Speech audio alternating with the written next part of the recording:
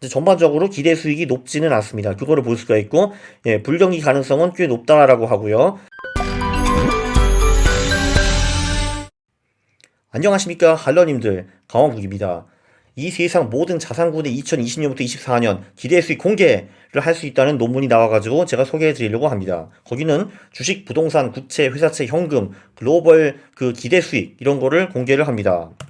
네, 로베코라고 유럽에서 네덜란드에서 이제 퀀트를 하는 이제 그런 금융기관이 있는데요. 거기가 이제 논문도 굉장히 많이 냅니다. 또 다른 아름다운 자료를 요번에 만들어 가지고 우리를 감동시켰는데요. 그 자료 이름은 Expected Returns 2020에서 2024년 최고의 자산 배분 자료상 차지했습니다. 그게 뭐냐면은 그 제가 최근에 그 Savvy Investor라는 그 사이트를 찾았거든요. 엄청나게 훌륭한 사이트라서 조만간 소개를 해드릴 겁니다. 근데 거기 이제 수천 개 논문을 한꺼번에 확 볼 수가 있거든요. 근데 거기서 얘네들이 1년에 한 번씩 이렇게 가장 훌륭한 논문 이런 거를 발표를 했습니다. 근데 자산 배분 쪽에서는 바로 이 논문 Expected Returns 2020년 2024년 이게 최고의 상을 받았습니다. 그러니까 우리는 이 최고의 상을 왜 받았는지 무슨 논리인지 그런 걸 살펴봐야겠죠. Best Asset Allocation Paper, yeah, Savvy Investor Award 2019년, 따단따단. 자, 로베코는요, 2020년, 24년에 그 세 가지 시나리오를 만듭니다. 시나리오 1번, 그러니까 가장 확률이 높은 베이스 시나리오는 뭐냐 하면은, 예, 중앙은행에 다니는 애들은 어차피 별로 그렇게 크게 두뇌가 발달된 사람들이 아니기 때문에 그냥 시장을 보고서 그냥 아무 생각 없이 반응을 할 것이다. 대응을 할 것이다. 이런 식으로 주장을 하는데요. 그게 뭐냐면은 일단 지금은 돈이 굉장히 많이 풀리고 있죠. 금리도 엄청나게 낮고 그리고 뭐 양적 완화 이런 거를 하면서 중앙은행이 돈을 많이 풀고 있습니다. 그렇기 때문에 조만간 인플레이션이 본격적으로 시작을 할 거라는 거고 그러면 중앙은행이 그걸 보고서 시장에 보니까 인플레이션이 높네. 그럼 금리를 올리자 할 겁니다. 그러면 이제 지금 금리가 굉장히 낮아가지고 채무자들이 안 망하고 있는데 지금 금리에서 한 1%만 올려도 아이고 막 채무자들이 슥슥 퍽퍽 쓰러지기 시작한다 이겁니다. 그래서 이제 2021년부터 22년까지 불경기가 시작할 것이다. 그러면 중앙은행이 아이고 불경기가 시작했네. 대응을 하자 하면서 다시 금리를 내리고 그러면 이제 국가들은 재정정책을 막 이제 시작을 해가지고 뭐 한 23년, 24년 되면 다시 경기가 돌아간다. 뭐 이런 얘기입니다. 시나리오 2는 자유무역이 컴백. 그러니까 미국과 중국이 무역 딜에 성공을 해가지고 글로벌 경제가 다시 돌아가기 시작한다. 뭐 이런 얘기고요. 한마디로 이게 굿 시나리오입니다. 시나리오 1이 노멀 시나리오고 시나리오 2가 굿 시나리오. 그래서 이제 중앙은행들이 금리를 올리기 시작할 겁니다. 왜냐면 그 경제가 생각보다 잘 돌아가니까요. 근데 아마 이제 세계 경제는 그걸 버티기는 좀 어려울 것이다. 그래서 다시 불경기로 접어들 것이다. 왜냐면 지금 사실 호경기가 시작한 지 거의 10년이 되어 가거든요. 그래서 이제 굿 시나리오가 오든 배드 시나리오가 오든 불경기는 한 번은 피할 수 없을 것이다. 이게 이제 로베코의 생각입니다. 2020년부터 24년까지 불경기가 오는 거는 피할 수 없다. 뭐 이런 얘기고요. 그럼 이제 불경기가 오면 다시 중앙은행 금리 내리고 국가들은 재정 정책을 본격적으로 시작을 하는데 그 시나리오 1과 2가 뭐가 다르냐? 그래도 시나리오 2가 조금 더 밝다. 뭐 이런 내용입니다. 시나리오 3은 이제 최악의 시나리오인데요. 1970년 스타일의 스태그플레이션으로 돌아간다 이겁니다. 스태그플레이션이라는 거는 그 스태그넨트 그러니까 경제도 안 돌아가는데 인플레이션이 생긴다. 그때 70년대 석유를 뽑아내는 아랍 국가들이 석유값을 왕창 올려가지고 그때 이제 인플레이션도 확 왔고 석유값이 너무 비싸가지고 경제가 안 돌아가가지고 스태그플레이션이라는 단어가 생겼었습니다. 그래서 미중 무역 협정도 실패하고 노딜 브렉시트이고 세상은 불안해가지고 석유값은 오르고 원자재 가격 오르고 불경기 아이고 스태그플레이션 힘들어 빽 이런 상태가 올 수도 있다는 겁니다. 자 그러면은 이게 지금 뭐냐면은 시나리오 1, 노멀 시나리오에서 우리가 기대할 수 있는 그런 실질 수익입니다. 실질 수익은 인플레이션을 제한 수익이라고 볼 수가 있죠. 자, 그래서 여기 보시면은, 자, 뭐 우리는 유로 수익은 별로 관심 없을 테니까 달러 수익으로 보면요. 그러니까 domestic AA government bonds 그러니까 그 최상급의 이제 국채 같은 경우는 한 2.5% 정도를 예상할 수 있다고 합니다. 인플레이션을 빼고요. 그리고 이제 그러니까 이게 제 생각에는 미국 채권인 것 같고 이거는 이제 선진국 한 2% 정도 예상을 할 수 있다 하고 이거는 회사채는 국채보다 조금 더 수익이 높습니다. 그리고 하이힐드는 조금 이제 그 신용도가 떨어지는 그런 채권들이겠죠. 얘네들도 아무래도 좀 더 리스키하니까 수익이 좀 더 높을 거고, 그리고 여기 보면은 재밌는 게 개발도상국의 그 국채 이게 그 예상 수익이 좀 높습니다. 실제 4% 정도 되고요. 그 주식 같은 경우는 선진국이나 후진국이나 큰 차이가 없는데 뭐 대충 한 4에서 5% 정도 나오고 놀랍게도 원자재 기대 수익을 높게 보고 있습니다. 심지어 가장 높네요. 여기 5.25%. 네, 그렇습니다. 한번 이 자산군들을 각각 살펴보도록 하죠. 자, 현금을 보면은 경제학에는 중립금리라는 개념이 있다고 합니다. 중립금리는 뭐냐면은 경기가 강하고 인플레이션가 안정하기 때문에 이 상태에서 금리를 더 올리거나 내릴 필요가 없는 그 금리를 의미하는 건데 이거를 이제 경제학자들은 R스타라고 부른다고 합니다. R스타. 근데 이게 지금 지속적으로 하락을 하고 있습니다. 왜냐면은 그 전 세계적으로 인구 성장률이 감소하고 있고 생산성도 많이 안 올라가고 있고 그래서 경제 성장이 둔화되고 있고 그래가지고 그 저축이 좀 증가하고 있고 투자는 좀 덜하고 있다. 그렇기 때문에 그 중립금리가 지속적으로 떨어지고 있다고 하고요. 1961년부터 그 중립금리는 2.8%였는데 지금은 미국은 0.4%, 유럽은 마이너스 0.4%라고 주장을 하고 있습니다. 저도 이거는 뭐 자세히는 이해는 못하는데 뭐 그런가 보다 했습니다. 그래서 그 여기 보면 노말 시나리오, 굿 시나리오, 배드 시나리오가 나오는데 여기서 이제 미국, 유럽, 일본에서 각각 현금으로 그 벌 수 있는 기대 수익을 적어놨습니다. 보면은 이제 그 유럽이나 일본에 굳이 현금에 투자하는 거는 별로 그렇게 그 수익률이 높지 않다라는 걸 볼 수 있고요. 그나마 미국 달러로 사면은 어느 정도라도 조금 챙길 수는 있습니다. 네, 국채는요. 네, 일단 그 불경기가 오면은 이제 지금 시나리오가 1, 2, 3가 있는데 다 이제 불경기가 온다고 예측을 하고 있습니다. 근데 지금 유럽과 일본 국채는 너무 미친 듯이 비싸기 때문에 불경기가 와도 얘네들 채권이 큰 혜택을 받을 수는 없다라고 생각을 하는 게 이제 로베이코의 생각이고요. 특히 이제 요즘 ECB가 그러니까 유럽 센트럴 뱅크, 유럽 중앙은행이 미친 듯이 국채 사재기를 해가지고 말도 안 되는 가격이 형성되고 있습니다. 그래서 대부분의 유럽 국채가 다 마이너스 금리이고요. 그래서 이제 평균에는 국채 수익이 현금 플러스 1% 정도입니다. 근데 지금 상태에서는 그거를 도달하기가 어려워 보이고요.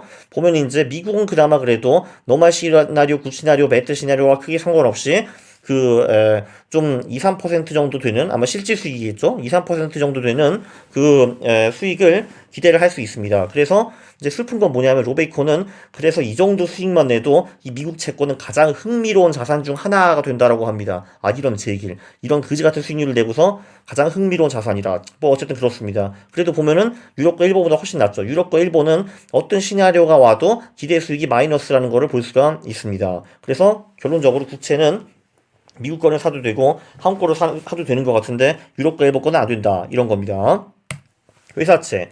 네, 회사채는 이제 국채와 얼핏 하면 비슷하게 보이는데 이게 이렇습니다. 회사채는 그러니까 레이팅이 높은 거 이제 그 AAA, 뭐 AA 이런 그 회사채들은 국채와 거의 비슷하게 굴러가는데 레이팅이 낮은 것들, 뭐 BB 이하 이런 애들은 그 어떻게 보면 주식과 더 비슷하게 갑니다. 그래서 이제 특히 불경기가 오면은 하이힐드 이렇게 신용도가 별로 높은 채권들이 실제로 많이 망합니다. 이 퍼센티지가 뭐냐면은 디폴트 레이트 그러니까 파산할 그 가능성이라고 보면 되는데요. 이런 식으로 파란색이 이제 불경기인데 이 파란색이 올 때마다 신용도가 낮은 채권들의 파산율이 급격히 높아집니다. 13%, 여기도 뭐 10%가 넘어가죠. 여기도 10%가 넘어가고요.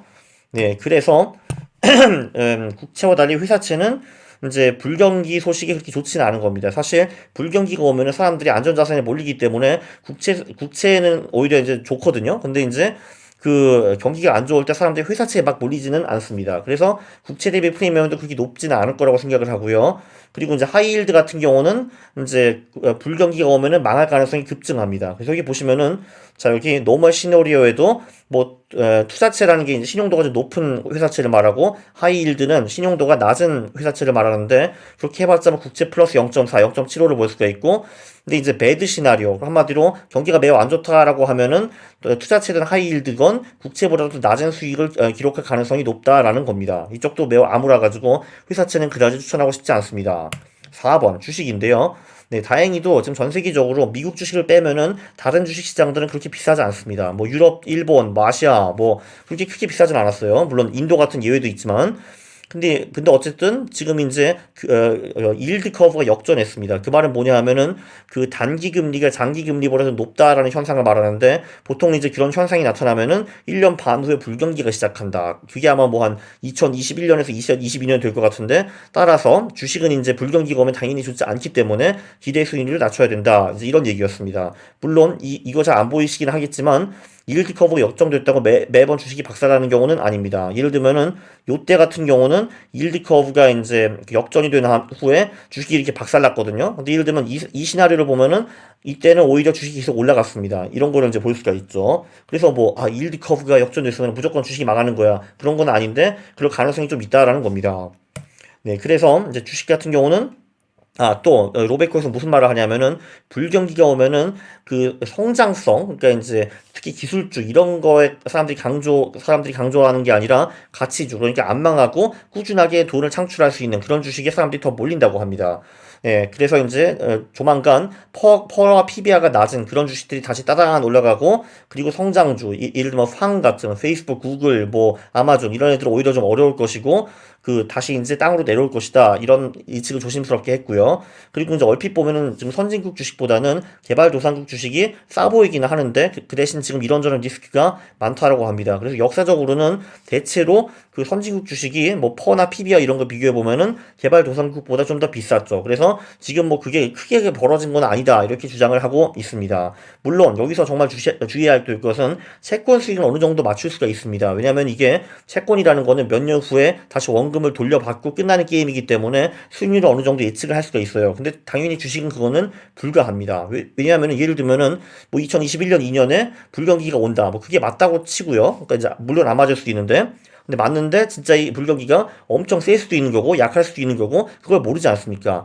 불경기가 엄청나게 세면은 주식이 반토막이 날 수도 있는 거고, 뭐 불경기가 진짜 별거 없이 넘어가 버리면은 오히려 주식이 거의 안 떨어질 수도 있는 겁니다. 그래서 주식의 수익률 예측하는 거, 이거는 틀릴 가능성이 매우 높고, 그거는 이 로베코 사람들도 인정을 했습니다. 근데 그래도 아무리 불안해도 주식을 우리가 버릴 수는 없죠. 왜냐면은 아주 중장기적으로 보면은 주식의 수익률이 그래도 8에서 10% 정도 나오지 않았습니까? 인플레를 제하고도 5에서 7% 벌었죠. 그래서 우리는 주식을 무시할 수는 없습니다. 그래서 보면은 자, 선진국은 노멀 시나리오에서 그래도 실질 수익 4.5%를 벌 수가 있다고 하고, 그리고 이제 굿 시나리오에서는 6.25%까지, 그리고 근데 배드 시나리오에서는 마이너스 수익도 가능하다. 그리고 개발도상국은 그 낙폭이 훨씬 더 심하다라는 거를 볼 수가 있습니다. 그래서 제가 이 자리를 빌어가지고 도널드 형이랑 진핑이 형한테 제발 좀 부탁을 하고 싶은데, 그냥 화끈하게 무역딜 하나 하고 쉐이크 핸즈 하고 집으로 갑시다. 네, 오케이, 제가 제안했습니다. 도널드 형, 진핑 형, 제 말만 들으면 됩니다. 오케이, 그렇죠? 자, 부동산. 네, 로베코 보고서는 부동산은 좀 소홀하게 다룬 것 같고요. 뭐 그냥 대충 그 정보를 적은 다음에 뭐 대충 주식과 비슷하겠죠? 하고 이제 가버렸습니다. 네, 별로 배울 게 없고요.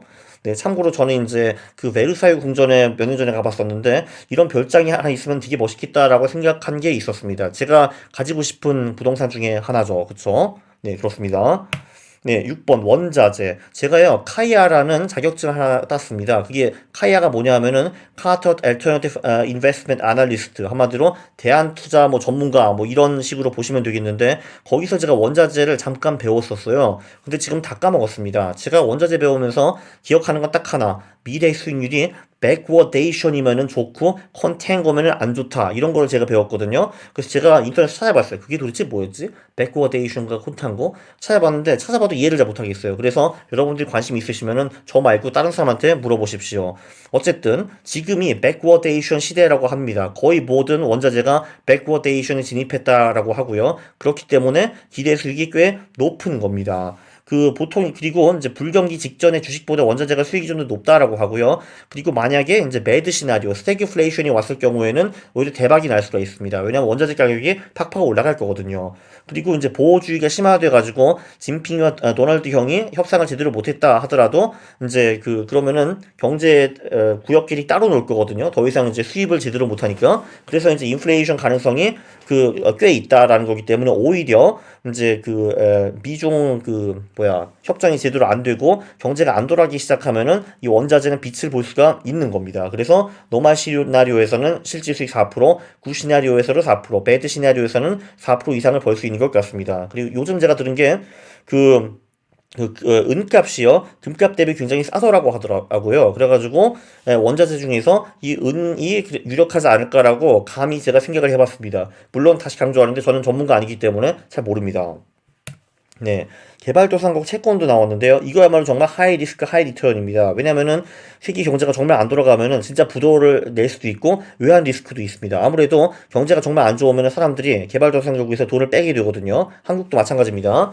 그래서 이제 명목 금리만 보고, 야, 브라질 채권 투자하면은 연 10% 준대, 대박, 와! 그리고 원금도 나중에 돌려준대, 와! 하고 들어가면은 안 되는 겁니다. 이러면은 훅 갈 수 있습니다. 원금을 돌려주는 거는 맞는데, 근데 그 원화로 계산해가지고 원금이 아닐 수도 있는 거죠. 왜냐면 브라질 레알화로 그 반납을 하는데, 브라질 레알화가 확 떨어졌다 하면은 제가 망하는 거 있죠. 그쵸? 그런데 오히려 반대로 글로벌 경제가 잘 풀리면은 이제 달러 대비 이제 외환이 오히려 상승할 수도 있는 겁니다. 갑자기 뭐 브라질 레알화, 뭐 저기 뭐 러시아 루블러 이런 게 강세를 보일 수도 있는 거죠. 그래서 보면요, 노말 시나리오에서는 그 기대 수익이 뭐 한 그 실제 4%, 굿 시나리오는 7%, 배드 시나리오는 으아아악이 되겠습니다. 그렇죠.